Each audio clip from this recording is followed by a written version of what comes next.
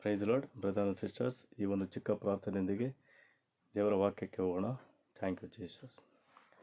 ಪ್ರೀತಿ ಉಳ್ಳ ಕರ್ತನೇ ಸ್ವಾಮಿ ಸ್ತೋತ್ರ. ಯೇಸು ನಾಮದಲ್ಲಿ ಒಂದು ಸಮಯದಲ್ಲಿ ಪ್ರಾರ್ಥಿಸುವಂತೆ ಕೃಪೆ ಮಾಡಿದ್ದಕ್ಕಾಗಿ ಸ್ತೋತ್ರ. ದೇವರೇ, ಈ ವಾಕ್ಯದ ಮುಖಾಂತರವಾಗಿ ಎಲ್ಲರ ಆತ್ಮಿಕ ಹೃದಯಗಳನ್ನು ತೆರೆ ಮಾಡು, ಕಣ್ಣುಗಳನ್ನು ತೆರೆ ಮಾಡು, ಕಿವಿಗಳನ್ನು ತೆರೆ ಮಾಡು. ಯೇಸುವಿನ ನಾಮದಲ್ಲಿ ನಿನ್ನ ವಾಕ್ಯವು ಅಲ್ಲಿ ಕಾರ್ಯ ಮಾಡಲಿ ಎಂಬುದನ್ನು ಪ್ರಾರ್ಥಿಸಿನ ವಾಕ್ಯದ ಮುಖಾಂತರವಾಗಿ ದೇವರ ವಾಕ್ಯದಲ್ಲಿ ದೇವರೇ ಅರ್ಥ ಮಾಡಿಕೊಂಡು ನಡೆಯುವಂತೆ ಕೃಪೆಯನ್ನು ಅನುಗ್ರಹಿಸು, ಆಶೀರ್ವಾದ. ಯೇಸುವಿನ ಹೆಸರಿನಲ್ಲಿ ಪ್ರಾರ್ಥಿಸಿ ನಿನ್ನ ಮುದ್ದಾದ ನಾಮದ ಹೆಸರಿನಲ್ಲಿ ಬೇಡಿ ಹೊಂದಿದ್ದೇವೆ ತಂದೆ, ಆಮೇಲೆ. Thank you Jesus.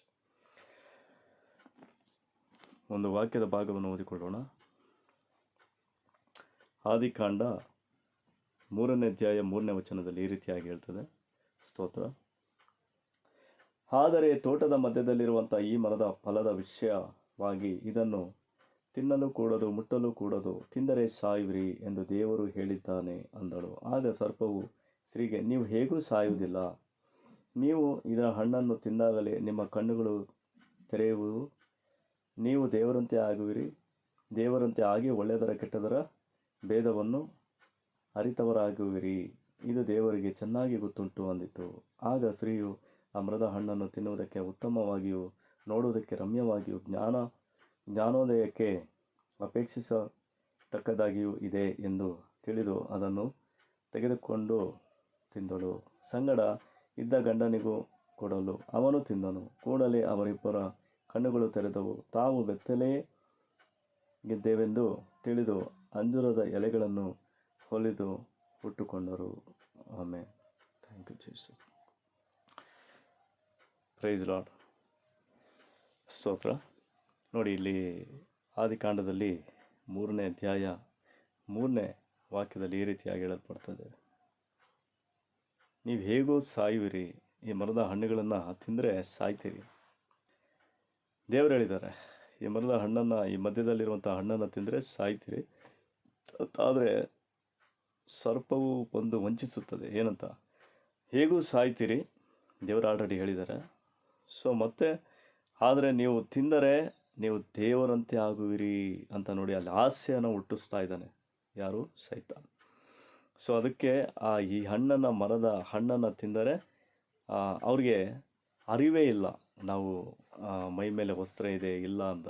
ಯಾಕೆಂತಂದರೆ ದೇವರು ಅವ್ರನ್ನ ತನ್ನ ಶ್ವಾಸವನ್ನು ಕೊಟ್ಟು ಚೇಡಿ ಆ ಒಂದು ಮಣ್ಣಿನಿಂದ ಒಂದು ಗೊಂಬೆಯನ್ನಂತೆ ಮಾಡಿ ತನ್ನ ಶ್ವಾಸವನ್ನು ಕೊಟ್ಟು ದೇವರು ಏನು ಮಾಡಿರ್ತಾರೆ, ಅವ್ರನ್ನ ಸೃಷ್ಟಿ ಮಾಡಿರ್ತಾರೆ.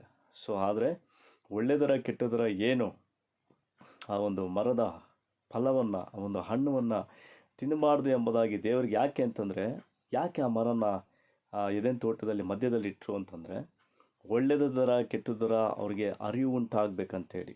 ಯಾಕಂದರೆ ಸೈತಾನು ಯಾಕೆಂದರೆ ಮನುಷ್ಯನನ್ನು ಆತನ ಆಲೋಚನೆಯನ್ನು ದೇವರ ಕೈಲಿರ್ತದೆ. ಅವರ ಮನಸ್ಸು, ಅವರ ಜ್ಞಾನ, ಬುದ್ಧಿ, ನಡೆ, ನುಡಿ, ದೃಷ್ಟಿ, ನೋಟ ಎಲ್ಲವೂ ಕೂಡ ದೇವರ ಹತ್ರ ಇರುತ್ತೆ.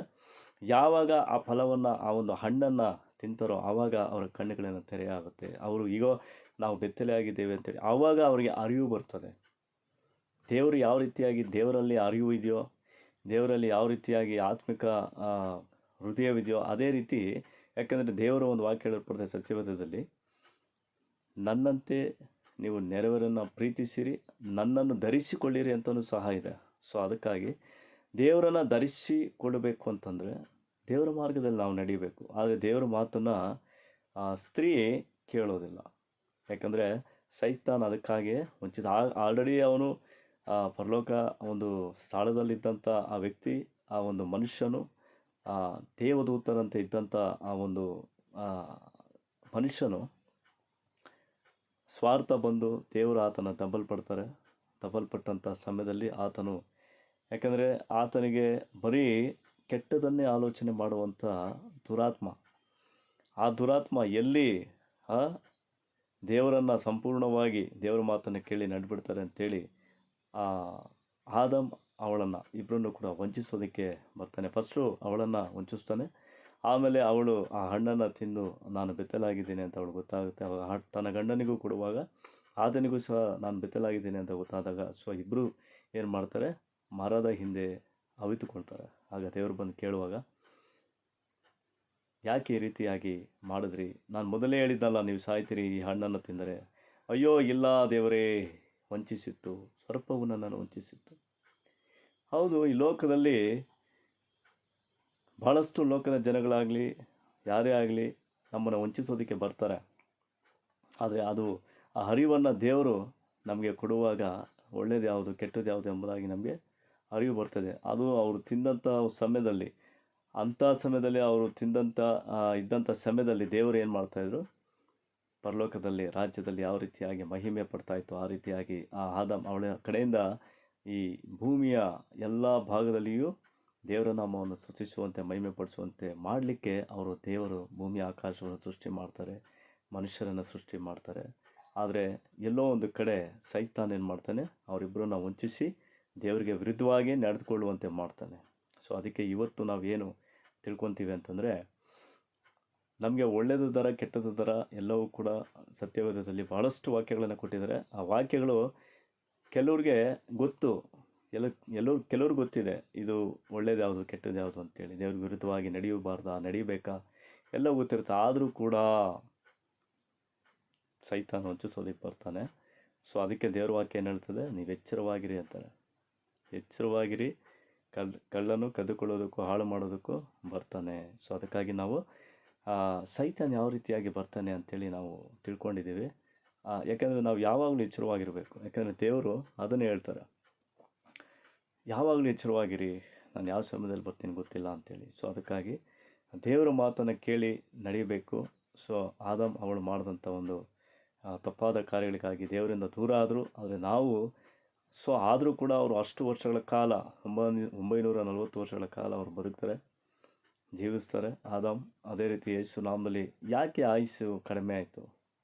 ಹೌದು, ಮನುಷ್ಯನ ಪಾಪ ಜಾಸ್ತಿ ಆದಂಗೆಲ್ಲ ಮನುಷ್ಯನ ಪಾಪವು ಕೂಡ ಕಡಿಮೆ ಜಾಸ್ತಿ ಆಗ್ತಾ ಬರ್ತಾ ಇದ್ದಾಗಲೆಲ್ಲ ಆಯುಸ್ಸು ಕೂಡ ಕಡಿಮೆ ಆಗ್ತಾ ಬರ್ತು. ಸೊ ಅದಕ್ಕೆ ಯೇಸು ನಾಮದಲ್ಲಿ ಇವತ್ತು ಒಳ್ಳೆಯದರ ಕೆಟ್ಟದರ ನಮ್ಮ ಆಲೋಚನೆ ಪ್ರತಿದಿನ ಪ್ರತಿ ಕ್ಷಣವೂ ಕೂಡ ನಾವು ದೇವರಲ್ಲಿ ಎಚ್ಚರವಾಗಿದ್ದು ದೇವರ ವಾಕ್ಯದಲ್ಲಿ ನೆಲೆಗೊಂಡು ಜೀವಿಸೋಣ ಅಂಥೇಳಿ ಈ ಒಂದು ಪ್ರಾರ್ಥನೆಯನ್ನು, ಈ ಒಂದು ವಾಕ್ಯವನ್ನು ದೇವರು ಕೊಟ್ಟಿದ್ದಕ್ಕಾಗಿ ಸ್ತೋತ್ರ. ಒಂದು ಚಿಕ್ಕ ಪ್ರಾರ್ಥನೆಯೊಂದಿಗೆ ಇದನ್ನು ಮುಕ್ತಾಯ ಮಾಡೋಣ. ಸ್ತೋತ್ರ. ಪರಲೋಕದಲ್ಲಿರುವ ನಮ್ಮ ತಂದೆಯೇ, ನಿಮಗೆ ಸ್ತೋತ್ರ ಉಂಟಾಗಲಿ. ಯೇಸು ನಾಮದಲ್ಲಿ. ಹೌದು ಸ್ವಾಮಿ, ಒಳ್ಳೆಯದರ ಕೆಟ್ಟದರ ಕರ್ತನೆ, ಒಂದು ಮರದ ಹಣ್ಣನ್ನು ತಿಂದಂಥ ಆದಾಮನು ಅವಳು ಇಬ್ಬರು ಕೂಡ ಯೇಸು ನಾಮದಲ್ಲಿ ಕರ್ತನೆ ಅವರು ದೇವರಿಂದ ದೂರವಾದರು. ಆದರೆ ದೇವರ ಆಶೀರ್ವಾದವನ್ನು ಕಳ್ಕೊಂಡ್ರು. ಆದರೆ ಮತ್ತೆ ದೇವರೇ, ಹೌದು ಸ್ವಾಮಿ, ಇವತ್ತಿಗೂ ಕೂಡ ಸೈತಾನನು ಯಾರನ್ನ ನುಂಗಲಿ ಅಂಥೇಳಿ ಅವನು ವಂಚಿಸ್ತಾ ಇದ್ದಾನೆ. ಸೊ ಆದ್ದರಿಂದ ದೇವರ ಮಕ್ಕಳಾದಂಥ ನಾವು ದೇವರಲ್ಲಿ ಎಚ್ಚರವಾಗಿದ್ದು, ದೇವರ ವಾಕ್ಯದಲ್ಲಿ ಎಚ್ಚರವಾಗಿದ್ದು, ವಾಕ್ಯದಲ್ಲಿ ನಾವು ನಡೆದುಕೊಳ್ಳುವಂತೆ ಕೃಪೆಯನ್ನು ದೇವರು ಕೊಡಲಿ. ಪ್ರತಿಯೊಬ್ಬರಿಗೂ ಆತ್ಮಿಕವಾದಂಥ ಹೃದಯ, ಕಣ್ಣುಗಳನ್ನು, ಅವನು ಆತ್ಮಿಕ ಹೃದಯವನ್ನು, ಕಿವಿಗಳನ್ನು ತೆರೆ ಮಾಡಲಿ ಎಂಬುದಾಗಿ ನಾವು ಪ್ರಾರ್ಥಿಸ್ತೇನೆ. ಎಲ್ಲರೂ ಈ ವಾಕ್ಯ ಕೇಳಿದಂಥ ಪ್ರತಿಯೊಬ್ಬರಿಗೂ ಕೂಡ ದೇವರು ನಿಮ್ಮನ್ನು ಆಶೀರ್ವಾದಿಸಲಿ. ಅದ್ಭುತ ನಿಮ್ಮ ಜೀವಿತದಲ್ಲಿ ಹೌದು ಪಾಪಕ್ಕೆ ಒಳಗಾಗಂತೆ ಎಚ್ಚರವಾಗಿದ್ದು ದೇವರನ್ನು ಹೌದು ಸತ್ಯ ಮಾರ್ಗ, ಜೀವ ಮಾರ್ಗದಲ್ಲಿ, ನೀತಿವಂತನ ಮಾರ್ಗದಲ್ಲಿ ನಡೆಯುವಂತೆ ದೇವರು ಕೃಪೆ ಮಾಡಲಿ ಅಂತೇಳಿ ನಾನು ಪ್ರಾರ್ಥಿಸ್ತೇನೆ. ತಂದೆ ಆದ ಯೇಸು ಕ್ರಿಸ್ತನ ಹೆಸರಿನಲ್ಲಿ ಪ್ರಾರ್ಥಿಸಿ ಪಾಡಲ್ಲಿ ಒಪ್ಪಿಸಿ ತಗ್ಗಿಸಿ ನಿನ್ನ ಎಲ್ಲರ ಹೃದಯಗಳಲ್ಲಿ ಮಾತನಾಡಿದ್ದಕ್ಕಾಗಿ, ಮುಟ್ಟಿದ್ದಕ್ಕಾಗಿ, ನಡೆಸಿದ್ದಕ್ಕಾಗಿ ಸ್ತೋತ್ರ ಉಂಟಾಗಲಿ. ತಿರುಗಿ ಬರುವ ಯೇಸುವಿನ ಹೆಸರಿನಲ್ಲಿ ಪ್ರಾರ್ಥಿಸಿ ಬೇಡ ಹೊಂದಿದ್ದೇವೆ ತಂದೆ, amen. Thank you. Praise Lord. Thank you. Praise lord.